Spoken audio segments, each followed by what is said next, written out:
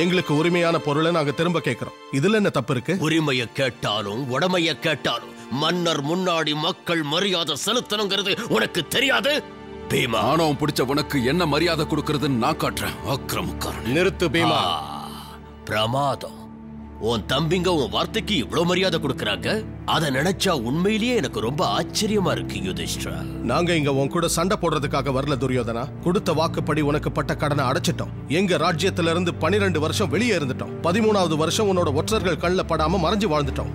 எங்க உயிரை பறிச்சிருக்க கூடிய தீயில இருந்தும் தப்பிச்சு வந்துட்டோம். அது ஒரு விபத்து யுதிஷ்டிரா. உனக்கு கொடுத்த வாக்க காப்பாத்திட்டு நாங்க திரும்ப வந்திருக்கோம். எங்களுக்கு உரிமையான ராஜ்யத்தை எங்களுக்கே திரும்ப கொடுத்துரு. உங்ககிட்ட இதுதான் பிரச்சனை யுதிஷ்டிரா. எல்லாமே உனக்கு தான் சொந்தம்னு நினைக்க ஆரம்பிக்கிறேன்.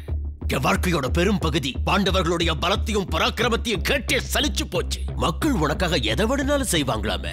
என்ன மன்னிச்சிடு.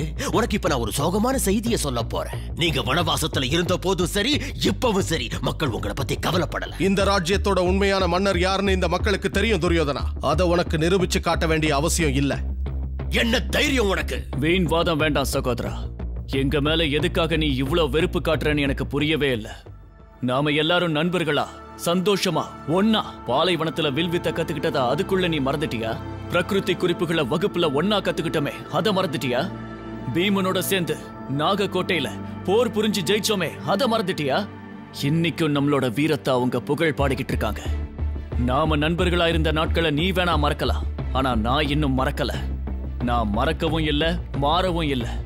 யோசிச்சு பாரு, நமக்குள்ள மறுபடியும் அந்த சகோதர பாசம் உருவாக்குறதுக்கு நிச்சயமா ஒரு வழி இருக்கும் துரியோதனா. அர்ஜுனா, உன்னோட வார்த்தையில உண்மை இருக்கு. இந்த மாவீரனோட வார்த்தைகளுக்கு நீ நிச்சயம் மதிப்பு கொடுத்துதான் ஆகணும் துரியோதனா. ஏன்னா மனிதர்கள்ல இவன் தலை சிறந்த மனிதன். மாவீரனா?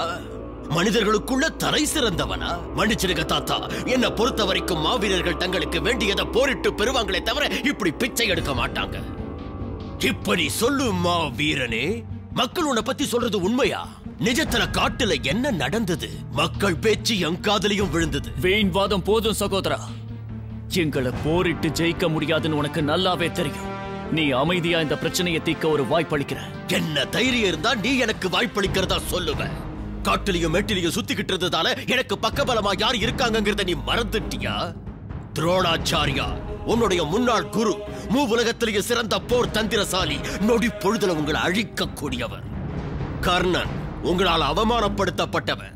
உன்னை விட உண்மையிலேயே 2 மடங்கு வில்வித்தையில சிறந்தவன். அவனுக்கு கொடுக்க வேண்டிய தக்க மரியாதையை கொடுத்தது நான். அழிவில்லாத பீஷ்மன், போர்கள் பல கண்ட அனுபவசாலி, நொடி பொழுதுல உங்க தலைகளை தவிடுபொடியாக்கக்கூடிய மாவீரர்.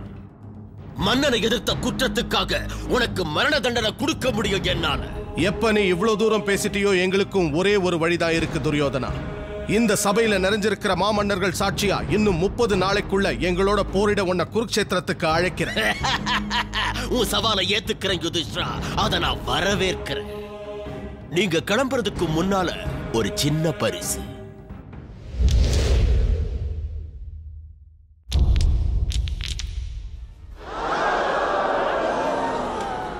திரௌபதியை மீண்டும் பார்க்க போறோன்னு அவகிட்ட சொல்லு.